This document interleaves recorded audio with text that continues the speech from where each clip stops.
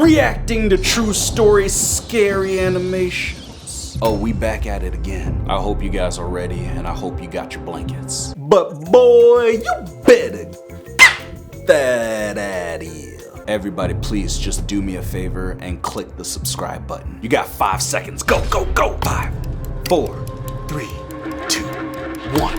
Did you do it? Okay, all right, we good. And everybody go check out MJV Animations. They're the ones that made these amazing animations we're about to watch. Click the link in the description below and check them out. And yeah, comment down below something scary. You can put basements, you can put mascot, you can put spiders, or you can put your mama. Let me know. And let's go! I consider myself a solo traveler. Traveling around the world and connecting with new people and their unique cultures is my big passion. This one time, I went to Maryland.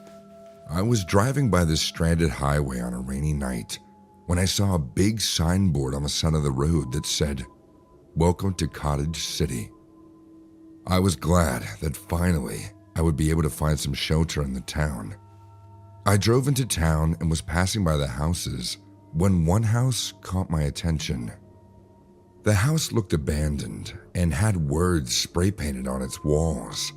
The rain wasn't that strong, so I stopped the car in front of the house and got out of the car to get a clear look.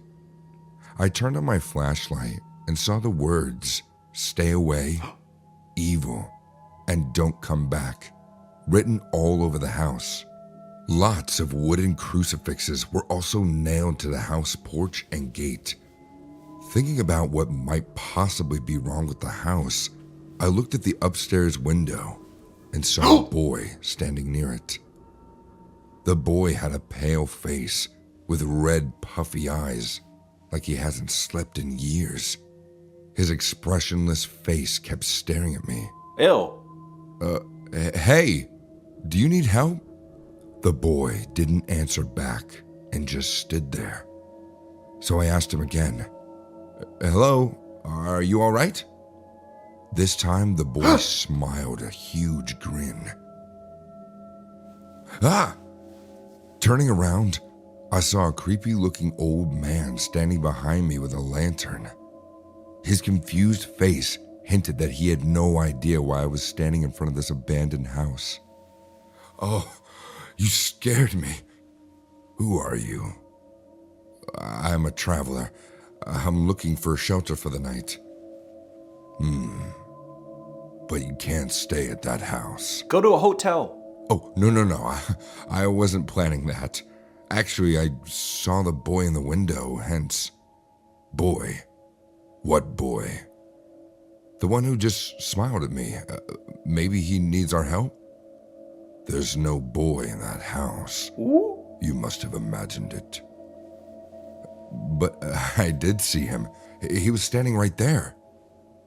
"The nearest hotel is still an hour's drive from here. I have a guest room. If you want, you can stay the night at my place." Nope. Saying this, the man turned around and started walking. Even though the man's behavior felt weird to me, I still accepted his invitation. Are you serious? It was hard for me to digest that the boy I saw in the abandoned house was merely my imagination.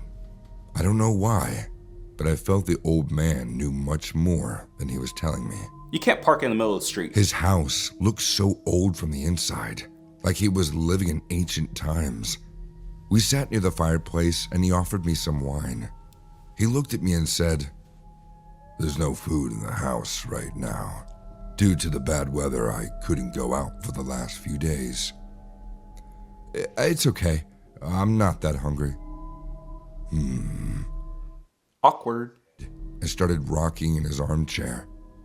I took a pause and then asked, "What happened in that house?" The old man immediately looked up at me like I asked something horrible. "You sure you want to know?" Yes. I guess.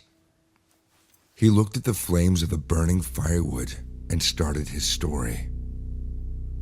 "Years ago, I moved here with my father. He used to be a farmer. There weren't many kids in this neighborhood back then, so Roland became my only friend. Roland used to live in that house with his family, They had a big family, always making noise, but they seemed happy. I loved spending time at Roland's house. His aunt always gave me candies wrapped in colorful paper. I don't remember her name, but she was special to Roland. One day, that aunt passed away. My father and I attended the funeral. Everyone in the family shed tears for their beloved aunt, but not Roland. He didn't cry. He didn't say a single word. Everyone was expecting that he would be the most broken, as he was the closest to his aunt. I still remember how still and expressionless Roland was when they showed him his aunt's body, lying inside a coffin.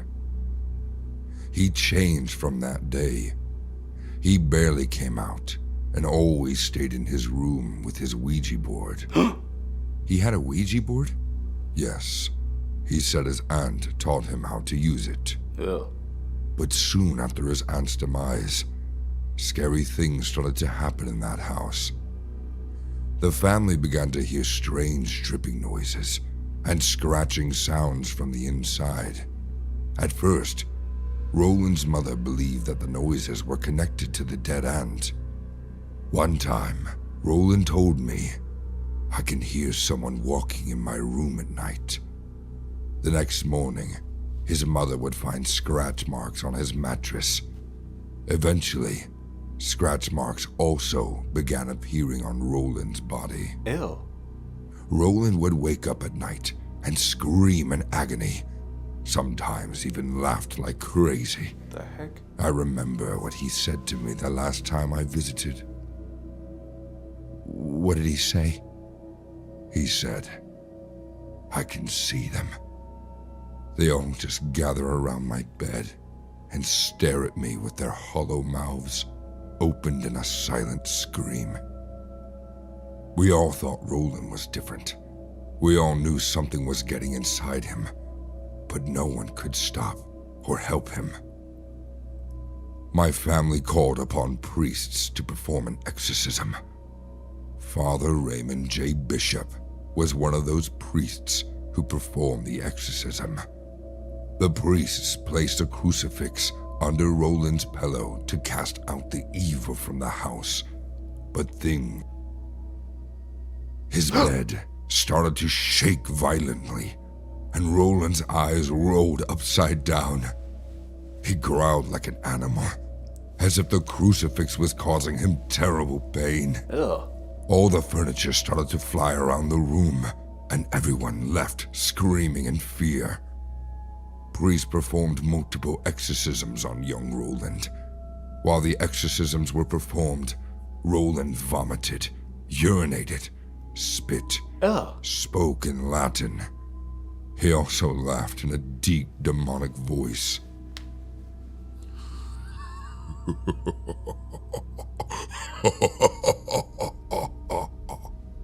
One priest got too close during the exorcism. Jeez. Even though Roland was tied to the bed in chains, he slipped one of his hands out of the restraints, broke a bed spring from under the mattress, and swung it with unnatural strength, slashing the priest's arm, which resulted in the exorcism being stopped. Oh my God. On the night of the final exorcism, words started appearing on Roland's body, as if someone invisible was carving them on his skin with a sharp knife. What kind of words? Evil. I could feel drops of sweat on my forehead as the old man went on telling about this abandoned house. He took a pause, sipped his wine, and then said, "On the final night, 3 priests performed the last exorcism on Roland. They even witnessed his body float in the air when they cast the final spell." So, the boy was cured? Is that a yes? That's what everyone believes. After that, the family left the old house, and none of us ever saw Roland again. What? Where did he go? The old man suddenly looked at the window. The rain had stopped long ago. He tried to listen to something very carefully and then said, "If you ask me, he's still in that house.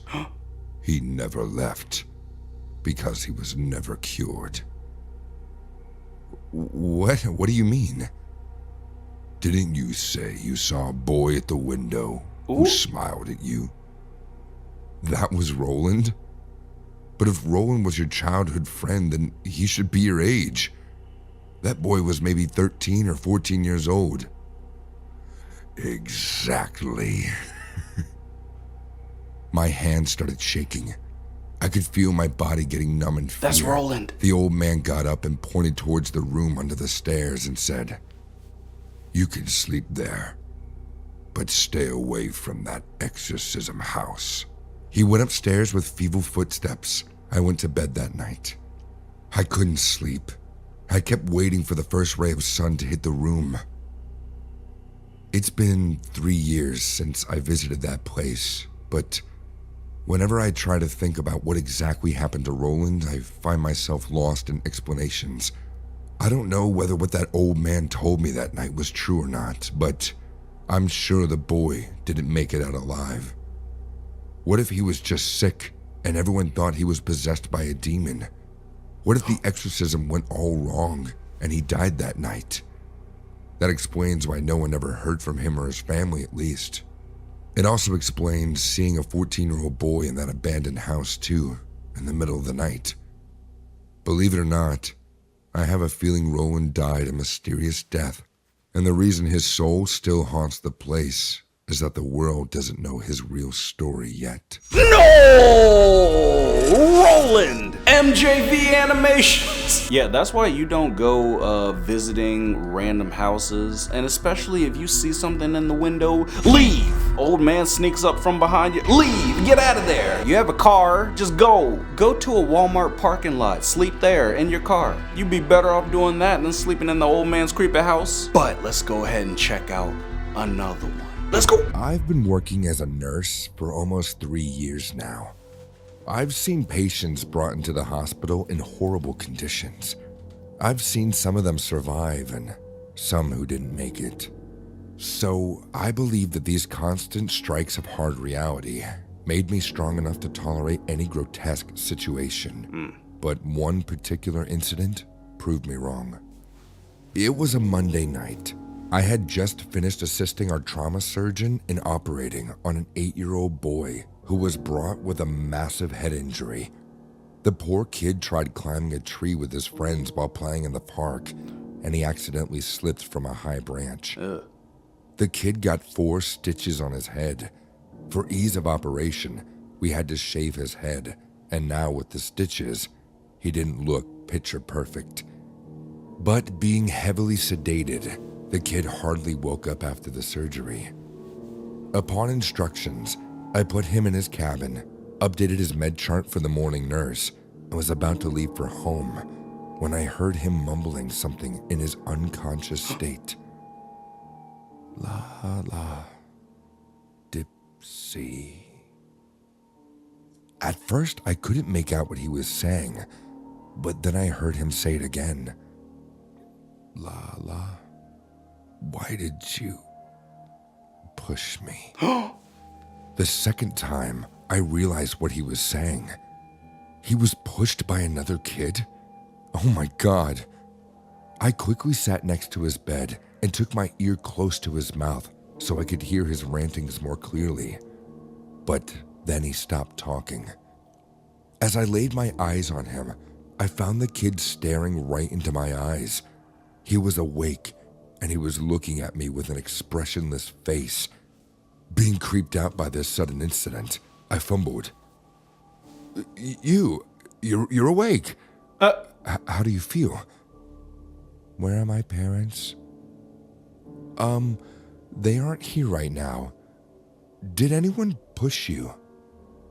He suddenly looked at the door as if he was seeing someone standing there, and a weird smile appeared on his face. Ew. I followed his eyes, but I didn't see anyone. The kid then said to the invisible being, "No, I won't tell him anything. I won't tell. And closed his eyes in drowsiness from the sedatives. An eerie feeling grabbed me. Except for the kid and me, there was no one in the hospital cabin. So I couldn't make up one logical reason for what just happened. I finished my usual night round and ended my shift around 2 in the morning. I returned home, took a shower, ate some food, but even amidst all that, Quesadillas and beer. these creepy talks kept roaming in my mind. The fact that a kid's name could even be Lala confused me too. I planned to talk to the kid again in the afternoon. After enough rest, when I went back to the hospital, I walked straight to the kid's cabin. This time, I saw a woman sitting next to his bed. The woman smiled at me and said, "Thank you for saving my poor baby. You're the reason why he's alive today." She then looked back at the kid, who was now sitting on the bed looking at me with mysterious eyes. She caressed his cheeks and said, "Look what I brought for you." Saying this, she took out a yellow Teletubby doll from her bag and gave it to the boy. And that's when it struck me. Lala, Dipsy. Those are the names of the Teletubbies. But the boy's reaction shocked both me and his mother. He suddenly looked pale seeing the doll and said, "I don't want Lala anymore, Mom." "What? Why not? I thought she was your favorite." Nope. "She was, but the others didn't like that. That's why she pushed me so the others won't be angry at her." "Ryan, what did I say about telling lies? No one pushed you. You slipped and fell. Stop saying things like that." The kid went quiet and didn't say anything else. His mother went to talk to the doctor, and I sat beside him. "Ryan, who gave you this doll?" "I bought Your it mama. from a yard sale." "Is this your favorite doll?" "Not anymore." "Why not?" The kid looked at the doll and then whispered like he didn't want the doll to hear what he was saying. "It brings the others too." "Others? Who are the others?"